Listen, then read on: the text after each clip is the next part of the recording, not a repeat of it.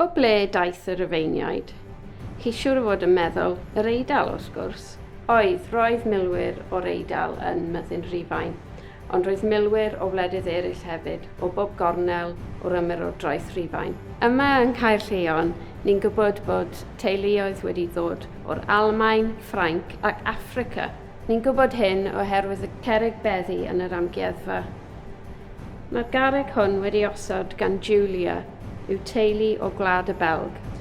2000 o flynyddoedd yn ôl, roedd tua 6,000 o milwyr yma yng Nghaerllion. Enw arweinydd y lleng oedd Cadlwydd.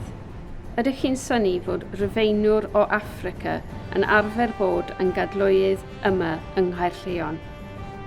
Roedd a'i fyddin yn rheoli'r tir yma a alwn ni'n heddiw yn Gymru. Hon oedd ffin orllewinol ymerodraeth Rhufain. Ranbarth oedd y Rufeiniaid yn ei galw Britannia. Ei enw oedd Titus Flavius Postumius Varus, neu Titus i'w ffrindiau. Ni ddim yn gwybod os taw ddu, brown neu gwyn o lliw ei groen, ond yn bendant roedd Titus o ddras Africanaidd.